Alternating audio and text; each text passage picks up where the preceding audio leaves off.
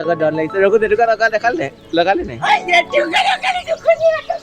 আজি গৰু বিহুতেই ৰাইজ নমস্কাৰ। ৰাতিপুৱা 4টামান বজাতে 4টামান নাৰিকল উলিয়াই ল'লোঁ ৰুকিবৰ কাৰণে, যিহেতু আজি গৰু বিহু আৰু মোৰ পিঠা দুটামান আৰু বেছিকৈ বনাব লগা আছিলে, ভাবিলোঁ ৰাতিপুৱাই বনাই লওঁ। তাৰপাছত দেখিলোঁ আমাৰ মায়ে আকৌ দেখিছেনে মাহ হালধি পিছাত ব্যস্ত, কাৰণ আজি গৰুক খুব সুন্দৰকৈ নোৱাই ধুৱাই মাখিয়তী দীঘলতিৰে মানে খেদি তাৰপিছত নতুন পঘাৰে বান্ধিব লাগিব আৰু লগতে গৰুক ধুনীয়াকৈ গা ধুৱাব লাগিব। আৰু দেখিছেনে আহি দেখিলোঁ আমাৰ ফাদাৰে দেখিছে খুব সুন্দৰকৈ দেখিছেনে আমাৰ একদম মানে গৰু গা ধুৱাবলৈ হৈছে আমাৰ ছাতৰ বস্তুসমূহ কাটি থকা হৈছে আৰু আমাৰ ফাদাৰে কাটি আছে একদম আৰু দেখিছেনে এয়া কাটি আছে আৰু মায়ে কিবা কিবি কাম কৰি আছে। তাৰপিছত আমাৰ কলিজা উঠাই নাই, তাৰপিছত আমি গৰু গা ধুৱাবলৈ যাম, তাতনো কি কি হয় তাক আপোনালোকক দেখাম। চ' ভিডিঅ'টো সকলোৱে এনেকৈ কৰি চাব। পাহৰিয়ে গৈছোঁ নে, মোৰ আৰু মোৰ পৰিয়ালৰ ফালৰ পৰা আপোনালোক সকলো লোকে লগতে সমূহ অসমবাসীলৈ ৰঙালীৰ বিহু ৰঙৰ ৰঙালীৰ বিহুৰ বাপুতি সাহোনৰ বহুত বহুত শুভেচ্ছা আৰু শুভকামনা জ্ঞাপন কৰিছোঁ। আৰু লগতে আমাৰ ঘৰলৈ বিহু খাবলৈ আহিব দেই ৰাইজ, পাছত আকৌ নক'ব মই বিহু খাবলৈ নামাতিলোঁ বুলি। এয়া দেখিছেনে চাটত খুব সুন্দৰকৈ এইবোৰ নীতি নিয়ম কৰি ভৰাই থকা হৈছে। তাৰ পাছতে আমাৰ দাদাই মই গৈ আমাৰ গোহালিত গৈ গৰুকেইটা একদম খুব সুন্দৰকৈ এনেকৈ কৰিয়ে মাহ হালধি একদম সানি দিছোঁ। দুটামানৰ পোৱালি আকৌ নতুন আজি, সেইকাৰণে মানে তেহেঁতকো আজি প্ৰথম যিহেতু গা ধুৱাব লাগিব, সেইকাৰণে এয়া হৈছে আকৌ আমাৰ জাপৰি দেই, এই নাম হৈছে জাপৰি, নহয় ৰাঙলীহে পাই পাহৰি গৈছোঁ। তাৰপাছত তেহেঁতকো একদম খুব সুন্দৰকৈ একদম মাহ হালধি চালধি সানি দিছোঁ, যিহেতু আজি তেহেঁতৰ বিহু ন, সেইকাৰণে তেহেঁতক একদম খুব সুন্দৰকৈ একদম গা চা ধুৱাই মাহ হালধি চালধিয়ে গা চা ধুৱাই মেলি তেহেঁতক খুব সুন্দৰকৈ মাহ হালধি সানি দিছোঁ।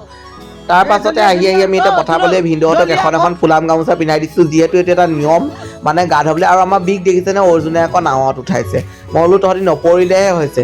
তাৰপিছত অৰ্জুনকো আকৌ দৌৰি গৈ পটককৈ বিহুৱান এখন ডিঙিতে পিন্ধাই দিলোঁ, মায়ে দি পঠিয়ালে। তাৰপাছত আমাৰ এয়া ওচৰতে থকা নামঘৰীয়া বৰ্তাই এনেকৈ কৰি খুব সুন্দৰকৈ হৰিধনি দি মানে সেৱা সৎকাৰ কৰিছে। তাত গৈ আমিও একদম এনেকৈ কৰি সেৱা সৎকাৰবোৰ কৰি লৈছোঁ। তাৰপিছত নিজে নিজে গাবোৰ ধুৱাব পাৰিম আৰু ন, আৰু চবেই এনেকৈ কৰি সেৱা কৰি আছে। দেখিছেনে ইমান ভাল লাগিছে দৃশ্যটো পথাৰখনৰ, খুবেই বহুত ভাল লাগিছে মানে। কিছুমানত সেইকাৰণে ভইচ দিছোঁ, কিছুমানত ভইচ দিবই পৰা নাই, আৰু এইকেইদিন মানে ভিডিঅ' ইমান জমা হৈ গৈছে দিবই পৰা নাই। তাৰপাছত এয়া চবকে দেখাই দিছোঁ, এজনী বা এজনীকো দেখাই দিছোঁ অলপ, আপোনালোকে চাই থাককচোন। আৰু তাৰপাছতে এতিয়া আমি আকৌ এতিয়া আমাৰ ইয়াত দেখিছেনে আমাৰ জাগিতিহঁতো আহিছে, এঞ্জেলিকা আহিছে, আমাৰ ফুফু দেহা, আৰু লগতে বিভু আহিছে। আৰু দেখিছেনে আমাৰ গৰুবোৰ কেনেকৈ কৰি খুব সুন্দৰকৈ গা ধুই থকা হৈছে।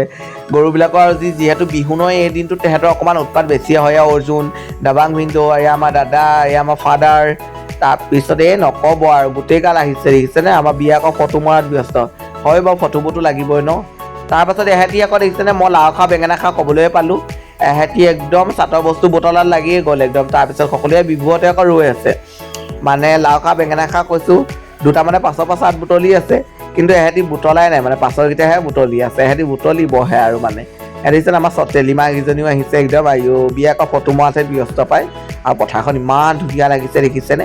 এইটো আকৌ মোৰ দেউতাৰ ভাগৰ নতুন ফোনটোত শ্বুট কৰিছোঁ ভিডিঅ'টো, চেমচাঙৰ, ইমান ভাল লাগিছে কেমেৰাটো, মানে খুবেই ভাল লাগিছে। এয়া এহেঁতি দেখিছেনে চাটৰ বস্তু বুটলিছে, যিহেতু 100 এডাল শাকৰ লগত মানে চাটৰ বস্তুবোৰ খাব লাগিব, এইবোৰ আমাৰ পৰম্পৰাগত নিয়ম মানে। তাৰপিছত আমাৰ গৰুজনী চাই আছে দেখিছে নাই চাটৰ বস্তুবোৰ। এয়া আকৌ আমাৰ ফাদাৰে দেখিছেনে একদম কেনেকৈ একদম গহি গহি গা ধুৱাই দিছে, তেওঁ আকৌ বৰ মৰম কৰে পায়। আৰু গৰুজনীও মানে তেওঁক বহুত ভাল পায়। এয়া আকৌ আমাৰ বাই ভনীকেইজনী পালেহিয়ে, আমাৰ ঋষি, এয়া আমাৰ ৰাঘৱী, দেখিছনে লখিমীহঁত চাই আছে। ৰঘুৱে আকৌ এবাৰ ওচৰত চপা নাই, কিজানি পেলাই দিয়ে। তাৰপিছত আচিকে ফোন কৰিলে বোলে চব্জি দুটামান দেচোন বোলে, হেৰি বোলে বেমাৰ আজাৰ দূৰ হয় বোলে, খাওক বা। তাৰপিছত আচিককো দিলোঁ। তাৰপিছত দেখিছেনে তাৰপাছত একদম খুব মৰম লগা দুজনী নাচনী আহিলে, ইমান ভাল লাগিছে দুইজনী মেখেলা চাদৰ পিন্ধি। মোৰ একদম মই হেনো বোলে ভিডিঅ' কৰিব লাগে, সেইকাৰণে আহিছে আমাৰ ঘৰলৈ, আৰু নাচিবও হেনো। আৰু লগতে মাকহঁতে যে তেওঁলোকক এয়া চাহকাপ দি ল'লোঁ। তাৰপিছতে জাগিতি এঞ্জেলিয়াই ৰীল বনাইছে, লগতে ফটোশ্বুট কৰিছে, আৰু মোৰ লগত বোলে ফটো মাৰে, মই তাৰ পালোঁ আহিলৈ আকৌ দেখিছেনে আকৌ নিমকি এগাল বনাম বুলি আকৌ মানে ওলাই ল'লোঁ, মানে নিমকি গাল বনাবলৈ আছিলেই। এইফালে আমাৰ লখিমী আহিছে, আমাৰ কলিজা এই বাহিৰত চাহ দিওঁ পাই, আৰু ইয়াৰ পৰা পিঠাবোৰ লৈ ল'বি।